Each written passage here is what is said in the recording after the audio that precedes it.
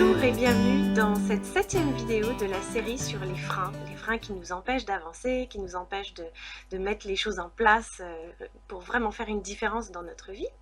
Et donc aujourd'hui, nous allons voir le 7e frein. Si vous n'avez pas vu les autres freins précédents, il serait préférable que vous les voyiez avant de voir celui-là parce qu'il y a quand même une suite logique. Voilà, je suis Aude Devater du blog alleralessentiel.com. Alors le 7e frein qu'on va voir aujourd'hui, une fois qu'on est passé, donc le dernier, le 6e, c'était le passage à l'action, hein. Le 7e frein, c'est le manque de persévérance. Voilà, si on manque de persévérance, on ne va pas récolter les fruits, tous les bénéfices de tout le travail préparatoire qu'on a fait précédemment. En fait, passer à l'action comme ça, une fois de temps en temps, quand on y pense, de manière pas très suivie, sans ordre, un coup pour essayer, en fait, ça ne suffit pas. Donc le secret, c'est vraiment la persévérance. Parce que si on ne persévère pas, en fait, on va finir par tomber dans un piège qui, lui, est assez désagréable et embêtant.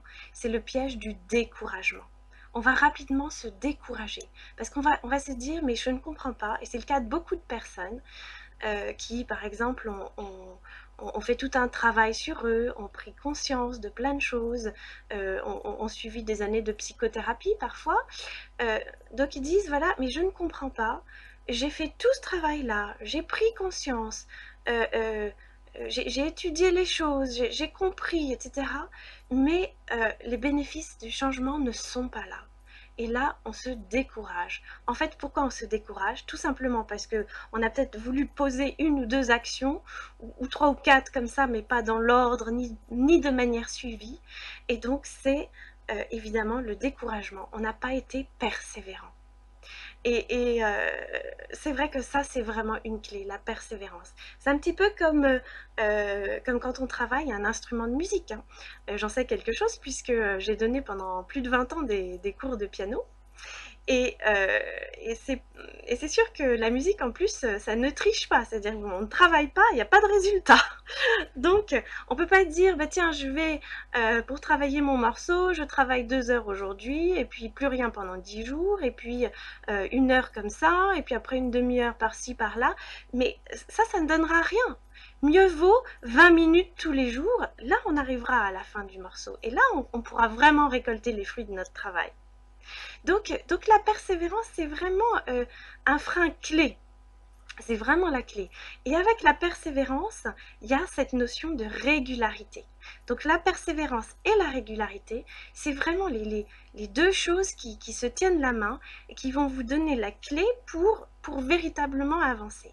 Et moi, j'ai entendu il y a quelque temps une expression qui tout d'un coup m'a éclairée et qui résume bien ça, la persévérance et la régularité.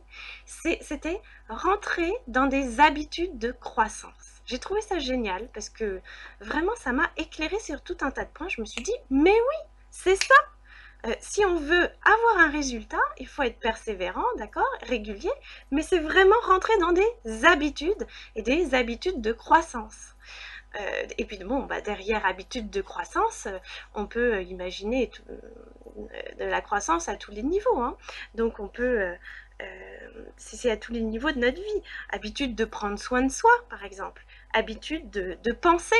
Par exemple, si on prend le frein numéro 2 qui est de croire ou de penser qu'on est toujours une victime et qu'on subit notre vie et qu'on n'a pas vraiment prise sur les choses, bon, bah, c'est peut-être changer son système de pensée et se dire bon, bah, maintenant je sais que je peux être acteur de ma vie.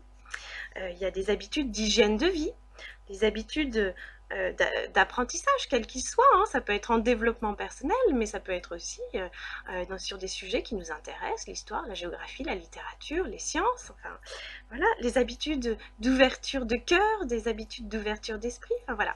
Donc, une fois qu'on rentre dans toutes ces habitudes, parce que dans l'habitude, il y a cette notion de durée et de rituel, de quelque chose qui revient tout le temps, c'est la clé. C'est-à-dire qu'on aura pu déboulonner donc les 6 freins précédents jusqu'au passage à l'action, mais il faut absolument que cette action se fasse dans la persévérance et la régularité pour créer une habitude. Et une fois qu'on rentre dans des habitudes, c'est acquis. Et ça, c'est merveilleux parce que alors là, du coup, on peut de façon très juste recevoir enfin et récolter enfin les fruits de tous ces efforts, de tout notre travail. Et là, c'est très satisfaisant.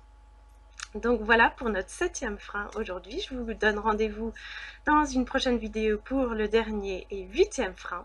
En attendant, je serai ravie de lire vos commentaires et télécharger le guide gratuit que je vous propose sur mon blog Aller à l'essentiel, peut-être sous cette vidéo sur le côté. Et voilà, à très bientôt.